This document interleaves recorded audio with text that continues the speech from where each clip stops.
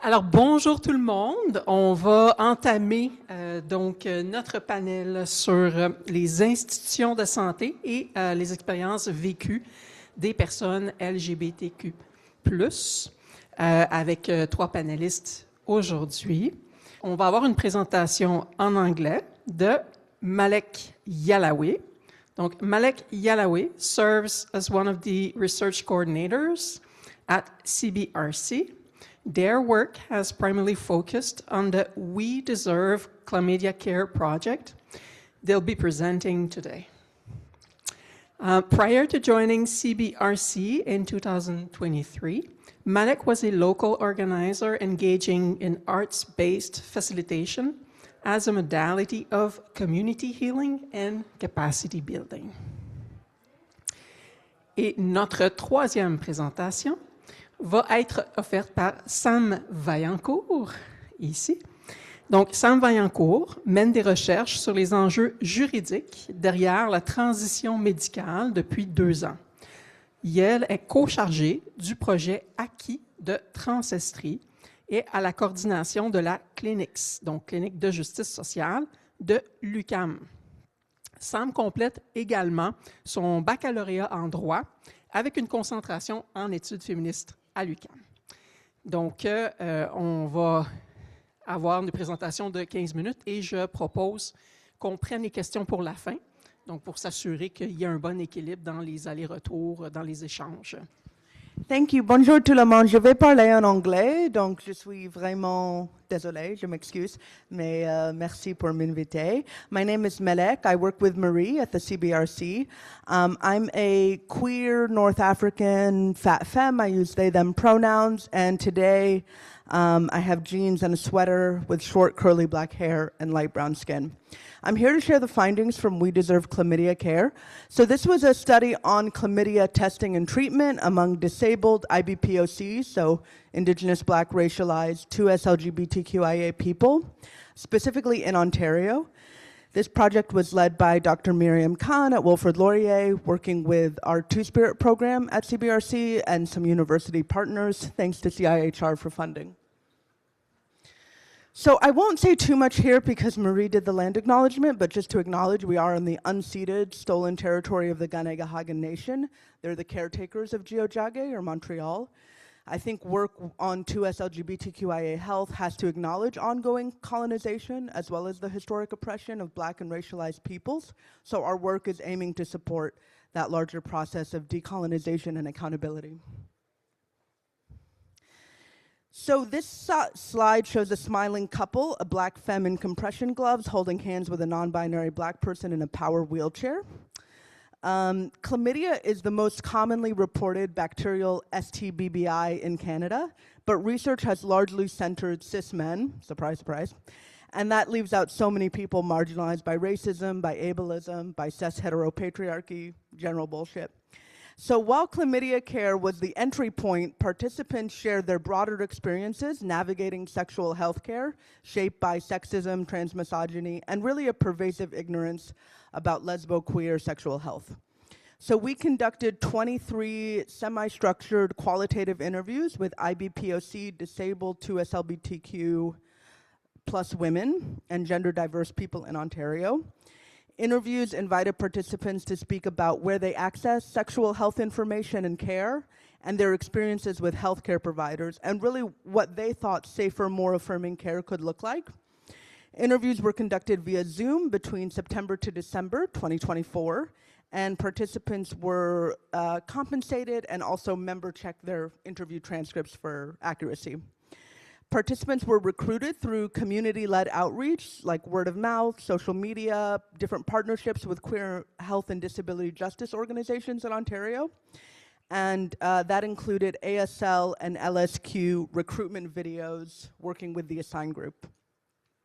So despite our outreach efforts, deaf, francophone, and newcomer communities are not represented in this study, and that limitation really reflects ongoing access gaps that are important to address in future studies. So this research was guided by CBRC's research principles. There's a QR code there if you'd like to know more. as well as disability justice critical framework and intersectional analysis, frameworks that really, I need to breathe, okay. I'm just so scared about the time. Tell me if I'm going too fast, okay. But yeah, frameworks that really center community leadership, lived experience, and a holistic understanding of health.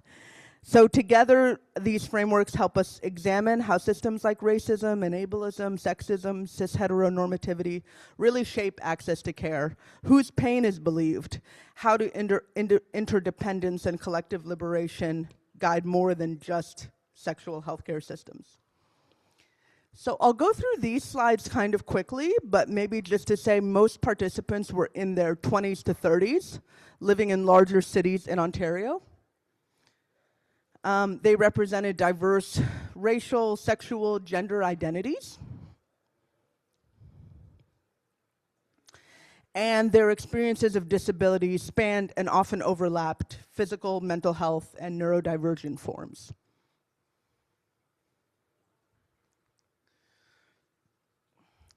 So the study obviously produced many, many findings, but today I just want to share a small selection of sub-themes most relevant to lesbo-queer lives and solidarities. I'm going to sit. Okay. Yeah, just relevant to lesbo-queer lives, solidarities, and survival, really with a focus on how power, bias, and consent is shaping sexual health care. So these findings come from a team-based analysis process where several researchers, including myself, independently reviewed the interview transcripts, and we worked together to identify shared experiences that we then grouped into themes. So I'm going to share some of those themes. So participants described feeling judged or dismissed by healthcare providers because of gendered assumptions about their sexual behavior or their morality. Women and femme-presenting participants in particular reported being spoken to condescendingly or having their symptoms minimized. So the quote is, "Being a woman in general, I find sometimes that can be a bit of a barrier when it comes to accessing healthcare, more so just being taken as seriously. Being a woman and thinking about all these sexual healthcare things, it was more just pushed aside," if that makes sense, and it does. Of course, this reality is doubled for Black women and femmes. One notable finding from this study is that Black participants noted how anti-Black racism intersects with gender, shaping how they're seen and treated in healthcare. They described being perceived as difficult or promiscuous or non-compliant, and said these biases created mistrust and avoidance of care. So the quote referring to healthcare providers here is, "They view me as an angry Black woman, as problematic, and they don't want to help me." So that's another thing when it comes to advocating for yourself as a Black woman. You don't want to seem like the angry Black woman, and then in turn they'll be like, "Yeah, I knew she was going to be like this." It's very difficult to gauge what you can do and when. And now I'm at the age where I'm like, I don't give a fuck. You're gonna hear me. If you don't like what I have to say, that's fine, but you're gonna test me for what I need to be tested for. Many lesbian, bisexual, queer, and pansexual participants said healthcare providers assumed they were heterosexual, often ignoring or erasing same-sex sexual experiences. And this led to discomfort and distrust as they had to decide whether to come out to receive appropriate care. So the quote is, "I had an IUD and it was causing me more pain than my periods were before. I went to ask to get it out and I think I was turned away by one person. That was really distressing. Then I went to see this other person after a few months. So a few months of like living in that kind of pain. The second doctor did take the IUD out, but he was really pushy about being on birth control. At the time, I was still in a long-term relationship with someone who didn't have sperm. I was like, I'm really not concerned, and I'm really triggered by all of it. Can I just not, please? That was definitely really hard at times. In their experiences of sexual health care, trans and non-binary participants reported being misgendered, called by the wrong name, having their gender identity treated as irrelevant or as a burden to the staff. These experiences cause lasting emotional harm and often deterred people from returning to care. I also have a nurse who works in his clinic, and she's been a bit transphobic towards me throughout the years, constantly asking me if I want to change my mind, pushing me to go on birth control instead of hormone blockers and those kind of things. So there's like this constant fight that you have to combat, unfortunately. Participants often describe their healthcare providers as uninformed about queer sexual health, including basic facts about STBBIs, PrEP, and non-cisgender bodies. Some said their doctors made incorrect assumptions about who was at risk, while others were outright denied care. Several participants spoke about how providers often underestimate or misunderstand the risks of STBBI transmission between women and gender diverse people, leaving queer women as well as trans and non-binary people overlooked or dismissed. This lack of knowledge led to fewer offers of testing, inappropriate guidance, and a sense that their sexual health was invisible in medical settings. The quote is, he was like, "How many partners?" Then he asked if it was men or women. Then upon saying women, he was like, "Oh, I mean, you don't really need to get tested." That was his first response. When I asked to access PrEP, I had a doctor denying me because he said, "Oh, I don't think you need it because you're not seeing enough cis guys." I'm like, girl, just give me PrEP. Okay, I think we're good there. Participants, that could have been the title of this presentation. Girl, just give me. Participants emphasized how crucial it is for testing and treatment to respect bodily autonomy, especially for people with histories of trauma or those whose gender identities are often misunderstood. Some said healthcare workers rushed or failed to explain procedures clearly, which could feel violating or re-traumatizing. And I'm thinking specifically around testing where speculums are involved, repeatedly being like, "Can you please use the smallest speculum and tools you have?" And then after they've started the procedure, them being like, "Oh, I should go get a smaller one." And it's like, well, I told you that before, and now I'm in extreme pain. Now I'm screaming, and I never want to come back here. And you could have just grabbed the smaller one before. Participants also emphasized the importance of having the option to self-sample during STBBI testing, describing it as an empowering and affirming experience that allowed them to feel more in control of their bodies. For many, self-swabbing reduced anxiety, discomfort, and vulnerability associated with these tests, particularly for people who had previously encountered judgment in clinical settings. The opportunity to collect their own samples was seen both as a form of bodily autonomy and emotional safety, reinforcing trust in the testing process. So the quote is, "It's been really great because I've been given the opportunity to go swab myself, which I didn't know was a thing. I'm very proud of myself. It was nice to have autonomy over my own body." So this slide contains an image of a non-binary Black person in a colorful outfit standing in front of a shop with their sticker-covered rollator, smiling and looking off in the distance. So what all these findings point to are really very concrete needs. Compassionate and non-judgmental care means believing patients, taking them seriously, and resisting the biases that mark people as unworthy of care. Patient-centered and affirming care means not assuming heterosexuality, not defaulting to birth control when it isn't relevant, respecting people's names, pronouns, their relationships, their bodies. And most importantly, it means not forcing patients to justify their needs or their concerns.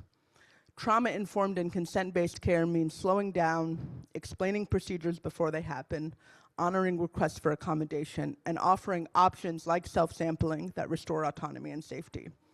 Finally, training has to go beyond 101 topics like terminology and really address how systems of oppression shape everyday clinical decisions. So I'm interested in how we can continue this work beyond research. So far with this project, we've produced 3 reports, including a community report discussing the findings more broadly and in greater detail, a report focused on Two-Spirit and indigiqueer participant experiences, written with the Two-Spirit team at CBRC, and a report written by a community advisory board member, focusing on self-advocacy in healthcare settings. So I'm curious what other formats you'd find useful for sharing this work. How do we really reach healthcare providers without putting the burden back on an overburdened community? And what do you think actually moves healthcare systems? Is it training or policy, funding, collective pressure, something else? Love to hear what you've seen work or what you wish existed. And lastly, I'll just say to create truly equitable sexual health care, of course, we have to center disabled and racialized queer and trans voices.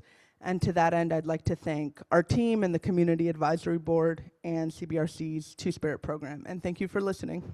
And now we have Sam. On a Sam maintenant, Sam Vaillancourt. Alors, je laisse le micro. Merci.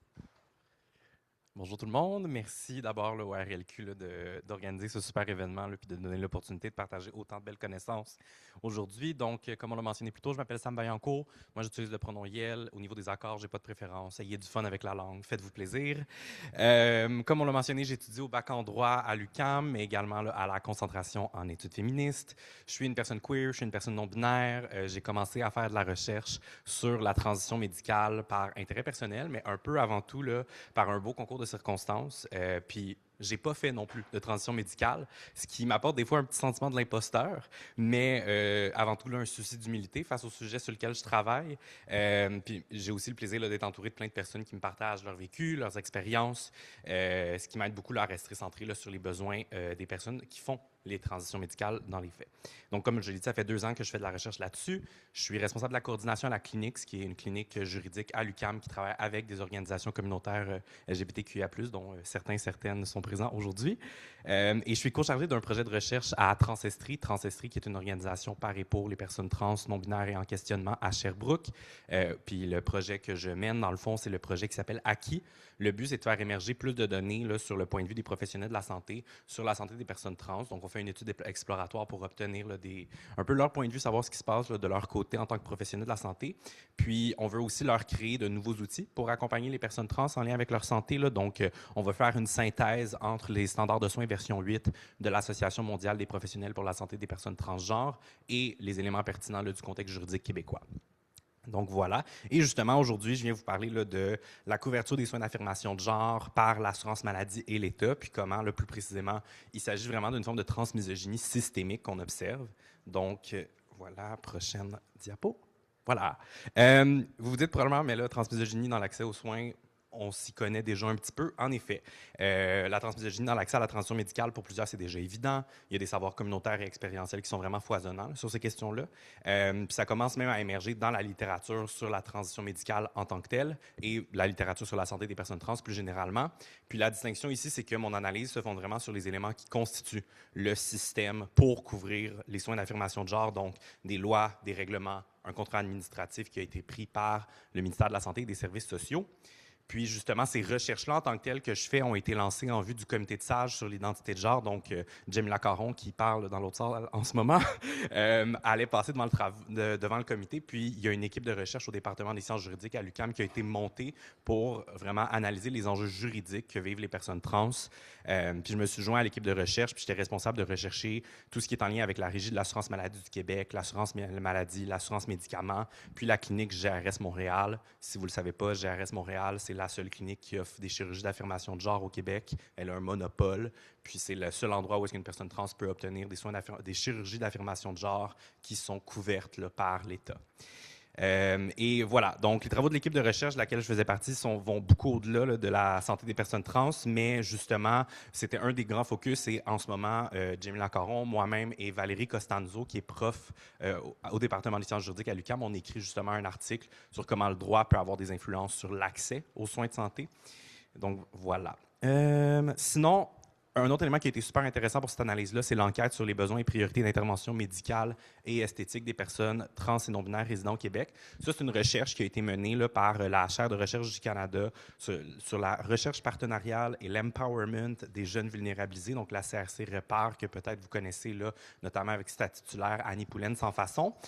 Puis dans cette recherche-là, c'est la première fois qu'on vient quantifier à quel point un certain soin d'affirmation de genre est recherché, souhaité ou prioritaire pour les personnes trans et non-binaires au Québec. Puis justement, je vais vous présenter des données issues de cette recherche-là, puis les comparer avec comment le système en place couvre ou non ces soins-là. Puis, quelque chose que je tiens à préciser, parce qu'il y a un petit peu de désinformation qui circule à ce niveau-là, la Régie de l'assurance maladie du Québec, donc la RAMQ, n'est pas impliquée au niveau des chirurgies d'affirmation de genre, puis je veux vraiment le réitérer parce qu'on a des organismes comme Éducalois qui font pas assez de recherche à mon goût. Bref, la RAMQ est généralement exclue, donc les chirurgies d'affirmation de genre, c'est vraiment le ministère de la Santé qui les finance et elles sont offertes à GRS Montréal. Voilà. Puis, sinon, notez, je vais souvent référer à l'idée que des soins soient esthétiques ou non. C'est pas ma qualification personnelle de la chose, vraiment pas. C'est que le droit fait des catégories souvent qui se basent sur l'idée qu'un soin soit est une nécessité médicale ou soit un soin qui soit plutôt électif ou du moins que l'on suit là, parce que l'on souhaite obtenir ce soin-là en question. Mais c'est vraiment juste parce que ça vient influencer des fois si un soin est couvert par l'assurance maladie ou non. Voilà. Donc, on parle justement de transmisogynie. Il faudrait bien un peu en parler plus longtemps. Donc, la première définition de la transmisogynie, c'est celle de Julia Serrano, qui date de son manifeste d'une femme trans paru là, en 2007 en anglais, traduit en 2020. On parle alors de l'idée de ridiculiser ou de discréditer une personne trans avant tout pour son appartenance au genre féminin ou ses expressions de féminité. Quoique c'est une définition hyper pertinente puis qui a servi à la base là, pour le développement de beaucoup d'écrits sur la transmisogynie. La définition est peut-être un peu moins pertinente à une forme de transmisogynie qui serait systémique. Donc, on serait plutôt dans la définition qui a été donnée là, par Jules Gill Peterson dans Une brève histoire de la transmisogynie, où est-ce qu'on parle plutôt d'une dépréciation ciblée à la fois de la transféminité et des personnes perçues comme transféminines. Aussi, je veux préciser, la transmisogynie, ça ne se limite pas seulement à ce qu'on observe au niveau de la transition médicale. On peut penser à comment, ces temps-ci, beaucoup des paniques morales concernant les personnes trans sont surtout alimentées par la transmisogynie. Par exemple, la présence des femmes trans dans les sports, la présence des femmes trans dans les espaces en non-mixité comme les vestiaires et les toilettes aussi. Voilà.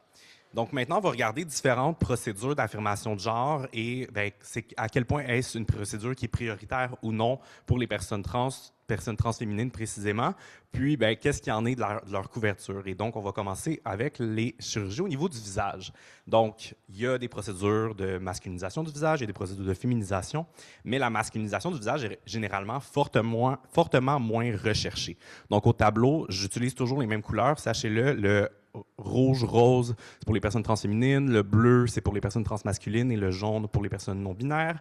Donc, la masculinisation du visage, là, on parle de 4,4% de personnes transmasculines et 8,6% de personnes non-binaires qui la rechercheraient, alors que pour la féminisation du visage, on voit la grande différence, c'est 70% des personnes transféminines qui recherchent ce soin-là, pour seulement 1,5% de personnes transmasculines et 4,3% de personnes non-binaires. Ce qu'il faut savoir, c'est qu'autant les procédures pour masculiniser que pour féminiser le visage, elles ne sont pas offertes à la clinique GRS Montréal. Puis, au niveau de l'assurance maladie, dans le règlement d'application qui vient dire qu'est-ce que la RAMQ peut couvrir ou qu'est-ce qu'elle ne peut pas couvrir, on dit de façon générale que les soins esthétiques, comme je mentionnais tantôt, la RAMQ ne peut pas les couvrir. Mais, au niveau des chirurgies, au niveau du visage, on ne vient pas dire précisément qu'est-ce qu'il y en est. Puis, ce qu'on remarque, c'est que c'est plutôt le tribunal administratif du Québec qui vient un peu donner une réponse sur ces questions-là. Donc, le rôle du tribunal administratif du Québec, là, avec la RAMQ, c'est juste de s'assurer qu'elle couvre ce qu'elle doit couvrir en vertu de la loi et qu'elle ne couvre pas ce qu'elle ne peut pas couvrir en vertu de la loi. Il est là un peu pour double-check le travail de la RAMQ, là, pour le simplifier. Puis, dans le fond, les seules fois que le tribunal administratif du Québec se penche sur les soins d'affirmation de genre et leur couverture par la RAMQ, c'est des cas de féminisation du visage. Et dans toutes les décisions, à l'exception d'une, on vient dire non, la féminisation du visage, même en contexte de transition médicale, c'est pas requis par l'État de santé, c'est esthétique. Je veux justement qu'on prenne un moment pour parler du cas exceptionnel où est-ce qu'on est venu dire oui, mais il y a une nécessité médicale, et c'est le cas de MF, qui est une personne transféminine et intersexe. En 2015, MF a demandé à la RAMQ de faire couvrir une rhinoplastie, donc opération au niveau du nez. MF a le support de son chirurgien, elle a le support de son psychologue. Les deux soutiennent que ça va avoir des effets bénéfiques sur sa santé et que malgré ça, le tribunal administratif du Québec dit qu'il n'y a pas de limitation fonctionnelle pour lesquelles la rhinoplastie viendrait répondre à un enjeu. Donc, c'est esthétique, alors c'est pas couvert par la RAMQ. En 2021, 6 ans plus tard, MF refait une demande au tribunal administratif du Québec, cette fois-ci pour une greffe de cheveux et encore une fois une rhinoplastie. Pour la greffe de cheveux, elle est refusée. On va y revenir plus tard précisément. Mais cette fois-là, à cause que MF vit de la dysphorie de genre et qu'elle est une personne intersexe, le tribunal administratif du Québec conclut que, ben non, dans ce cas-là, c'est pas seulement esthétique. Donc, la RAMQ peut le couvrir. Et là, comble de ridicule selon moi, l'année suivante, le tribunal dit « on n'aurait pas dû faire ça. Parce que tu l'as demandé en 2015, on n'aurait pas dû te l'autoriser en 2021. » Donc, en 2022, ils ont annulé la décision qu'ils ont rendue en 2021. J'en conclus alors que MF n'a jamais eu sa rhinoplastie couverte par la RAMQ. Sinon, au niveau maintenant des chirurgies thoraciques, donc 3 types de procédures qu'on peut envisager, donc la mammoplastie, l'augmentation mammaire, la mastectomie qui est l'ablation des seins ou parfois appelée la masculinisation du torse, puis la réduction mammaire, donc diminuer partiellement la masse ou le volume des seins sans les retirer complètement. Puis tout genre confondu, c'est un type de chirurgie qui est prioritaire. On parle, je vais y aller un peu plus vite, mais tu sais, personnes transféminines pour la mammoplastie, 56%, mastectomie, 97%, personnes transmasculines, puis 73% personnes non-binaires, puis réduction mammaire. La mastectomie, elle est exclue de la RAMQ, mais offerte à GRS Montréal. Donc, il y a une voie d'accès, notamment pour les personnes transmasculines non-binaires qui souhaitent obtenir ces soins-là. La réduction mammaire, elle, n'est pas offerte à GRS Montréal, mais des fois, elle est couverte par la RAMQ. Donc, c'est à partir d'un certain volume au niveau des seins. Puis, ce qui est intéressant, c'est que lorsque c'est couvert par la RAMQ, ça peut avoir lieu dans un hôpital public. Fait, par exemple, moi, ma coloc a fait faire une réduction mammaire un an à peu près. Ben, ça a été fait à l'hôpital Jean Talon. Elle n'a pas eu besoin d'aller à la clinique GRS Montréal. Mais cette ouverture-là à la RAMQ, c'est aussi une voie d'accès pour certaines personnes trans. Je connais une personne non-binaire que, parce que son médecin était transaffirmative, a dit oui, je vais rentrer les codes comme quoi c'est une réduction mammaire, mais dans les faits, ça va être une mastectomie couverte par la RAMQ que tu vas avoir. Et pourtant, si on regarde au niveau de la mammoplastie, elle est exclue de la RAMQ et elle n'est pas offerte à GRS Montréal, et pourtant, elle est quasiment tout autant prioritaire pour les personnes transféminines que la mastectomie l'est pour les personnes transmasculines. Puis, à la différence, par exemple, des chirurgies au niveau du visage, pour la mammoplastie, dans le règlement qui concerne la RAMQ, on dit noir sur blanc que toute mammoplastie est esthétique. Le contrôle de la pilosité, constat assez similaire, particulièrement importante là, pour les personnes de la diversité de genre, mais surtout les femmes trans, les personnes transféminines. Donc, on parle de 92,9% de personnes transféminines qui veulent des soins d'électrolyse ou d'épilation, 23,8% de personnes transféminines qui veulent des greffes capillaires, et pourtant, c'est pas offert à GRS Montréal, et ce n'est pas non plus couvert par la RAMQ parce que, comme pour la mammoplastie, on vient dire que toute greffe capillaire ou toute électrolyse est esthétique. Puis en tout cas, il y a aussi des enjeux là, pour la pilosité auprès des hommes trans, mais ça, je pourrais peut-être l'aborder s'il y a des questions là-dessus précisément. Bref, je pourrais donner d'autres exemples. Il y a le modelage des épaules qui est majoritairement recherché par les personnes transféminines, l'hypofilling des hanches et des fesses, il y a la réduction du cartilage thyroïdien, donc l'opération au niveau de la pomme d'Adam, toutes des opérations qui sont majoritairement recherchées par des personnes transféminines et qui ne seraient pas couvertes par la RAMQ, probablement parce que le tribunal dirait non, c'est esthétique, encore une fois, dans ces cas-là. Bref, d'un côté, on nie à quel point les soins de santé sont prioritaires ou non pour les personnes dans l'offre de l'assurance maladie, dans l'offre des soins qui sont couverts par l'État. Mais en plus, on nie de considérer les différences entre l'hormonothérapie masculinisante et l'hormonothérapie féminisante. Alors que plusieurs personnes transmasculines, par exemple, veulent des changements au niveau de la pilosité, au niveau de la voix, ces changements-là peuvent être obtenus par l'hormonothérapie, alors que pour les personnes transféminines, ce n'est pas le cas avec l'hormonothérapie féminisante. Au-delà de ça, on prescrit à outrance une finalité purement esthétique à ces soins-là, alors qu'en contexte de transition médicale, ça fait déjà pas de sens. Puis, rappelons-nous, les conditions matérielles des femmes trans sont vraiment plus précaires là, que d'autres groupes. Bref, il faut garder aussi en tête que l'assurance maladie, c'est un régime problématique pour tout le monde. On peut penser au fait que, par exemple, pour l'assurance médicaments, il y a jusqu'à 1 000 $ par année de primes à payer pour ces médicaments. Il y a le fait que la psychothérapie, ce n'est pas inclus à la RAMQ, mais il y a aussi des enjeux pour les personnes trans, notamment le fait que il y a une seule clinique qui offre ces soins-là. Il n'y a donc pas de choix réel dans le choix d'où obtenir ces chirurgies. Puis, comme on l'a vu, il y a des enjeux particuliers pour les femmes trans et les personnes transféminines. Merci beaucoup.